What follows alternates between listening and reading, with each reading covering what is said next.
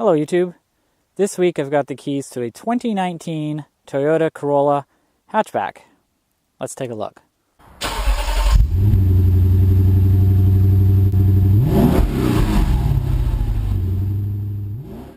So it's minus 25 degrees and I've got to do a video review of this Toyota Corolla hatchback.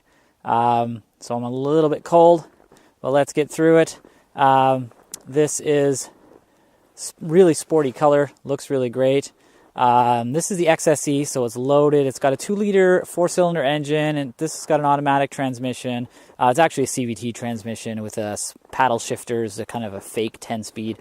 Comes base model 15-inch steel wheels. These are 18-inch alloys, so it's $29,000 for this car, which I think is a little bit pricey, but this is the loaded model. It starts off at like $22,000. And then the automatic transmission is $1,000, and then $6,000 for the XSE package, which gives you, the bigger wheels, kind of leatherette interior, the big 7-inch display you'll see inside, and that looks like a really sporty car. I think it looks really good. I got to pull the trunk open here. Come on, there we go. Everything's kind of frozen. You do get a tonneau cover, cargo cover, which is really nice. You've got this kind of,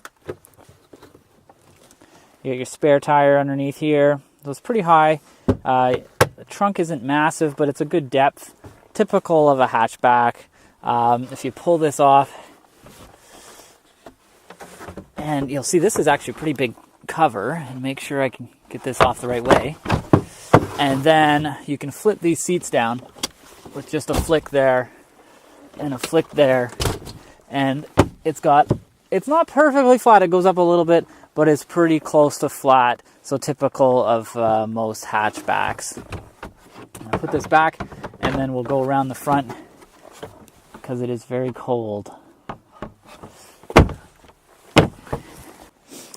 So, I'm going to show you the back here.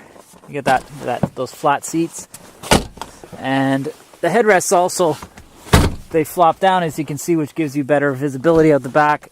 And he's kind of, I don't know how I got them to stick last time. There's a little latch there. There we go. So we got them to stick, and you get them to stick up. If you got a passenger, you pull them out, and they flip back down. So there, you just push them kind of in, and I'll just hop back in there. There's not a ton of legroom in the back. It's not bad.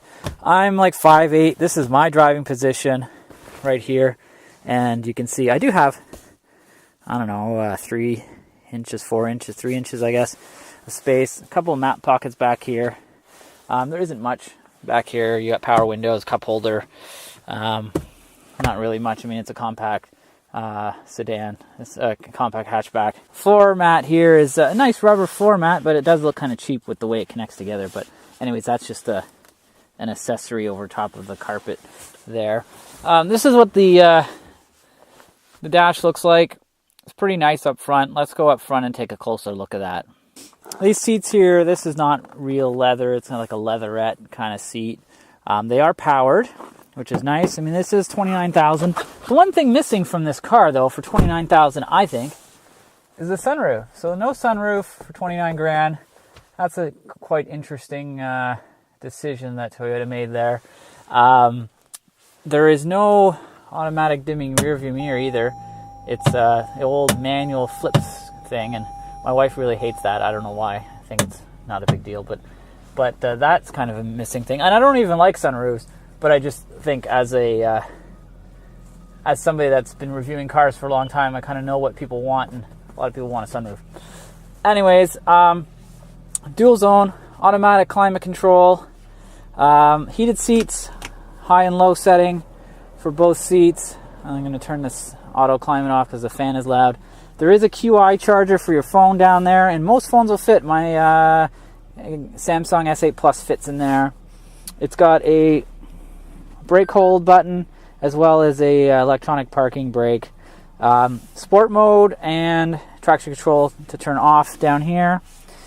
And you've got nice 7-inch display, and you can go here. Actually, this is kind of cool. I'm going to turn the radio on for a second here. Oh, maybe you gotta I'll go to the radio. Why is it not allowing me to do this right now? So normally, there you go. I guess it's got to get a kind of a buffer. You can pause it. That's kind of cool. You can pause regular radio and continue on. So I kind of like that. So let's say you're listening to the news or something, and then something needs your attention. You can pause it, and then you can play it back and not miss the news or your favorite song. It has navigation in here, and I believe it has Apple CarPlay, but not Android Auto.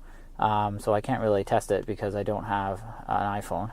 I did not sync my phone this week with this thing. So it's got apps. So it's got Yelp, Fuel, Sports, Stocks, Slacker, things that I would never use in my car.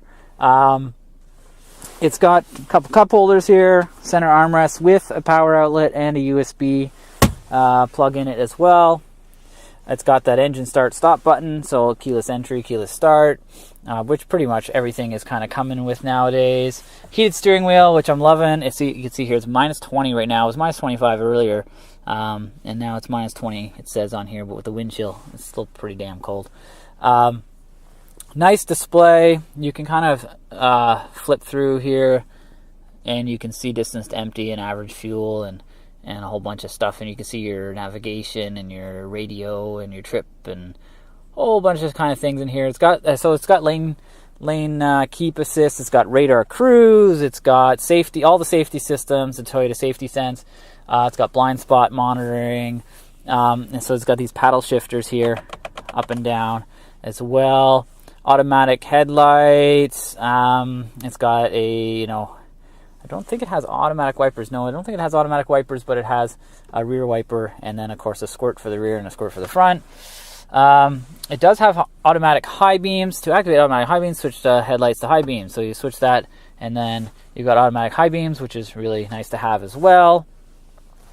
Power windows, and they are auto down and auto up, even for the rear, although my window's actually frozen. Auto down and auto up for the front as well. And it's got, a good size glove box there as well. This is kind of like not leather. I don't know, kind of plastic that looks like leather and all this. And this is kind of hard. And there is soft elbow kind of space on the left-hand side here, so that's kind of nice. It's blackish inside, but it works. It looks with a nice aluminum trim. I think it's pretty nice. I actually am more impressed with this car than I thought I would be, really compared to a Mazda 3, basically. If you're looking at a Mazda 3 hatchback, you also have to look at this car. This car is, I believe, 2000, similarly equipped.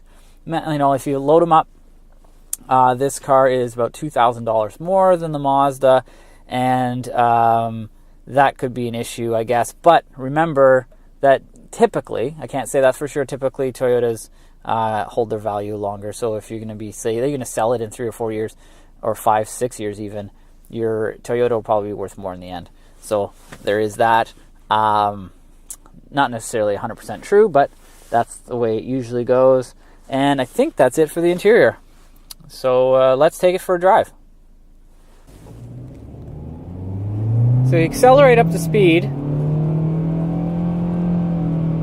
You see there is quite a bit of noise, and it feels like the transmission's shifting, but it is a CVT transmission, which it does have to shift. It has to kind of change those ratios. This is a bumpy-ish kind of road. The car's really cold. You hear a little bit of clicking, but that's actually ice because it wasn't clicking yesterday in the cold. I guess we had a little bit of snow and ice overnight. And the suspension, it really actually, it's nice feeling suspension. It's not too stiff, and it's not floaty, that's for sure. It's really good sporty suspension, what you expect in kind of a sporty hatchback kind of car. The suspension doesn't crash over big bumps, like you go over train tracks and kind of potholes, and it doesn't really crash even with these 18-inch wheels on it. It's probably even better with the 15-inch wheels. With the 15s, it probably feels quite a bit softer, actually, so that it probably doesn't handle quite as nice with the base model 15s as well, though. But the 18-inch wheels are surprisingly not that rough. I would have expected them to be worse than they are. And this car does have winter tires. And you know, this road's kind of bumpy, and you can kind of feel the bumps. You can probably see it shaking in the camera a bit, but it's not crashy, and it's not unnervingly or annoyingly bumpy whatsoever. As far as wind noise and road noise, there's almost zero wind noise, which is great. Road noise, there's a little bit of road noise, but I think it's basically on par with the competition, maybe even slightly better. It's been a while since I drove its competition, but the Mazda 3 is somewhat noisy, although they've been getting better and better every generation. It's still somewhat noisy, and the new generation is coming out soon.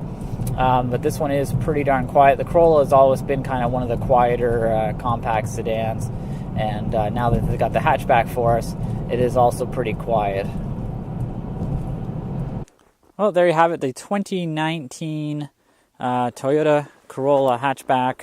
Really like it in this color, and it looks sporty. I think that wing on the back kind of makes it look super sporty. Kind of reminds me of a Focus ST kind of look to it. Back is really sporty. This color kind of makes it sporty, and even though it's not the fastest car in the world, and not really the sportiest car in the world either, it makes you feel like that in your regular kind of daily commute. Thanks for watching, and please subscribe to my channel.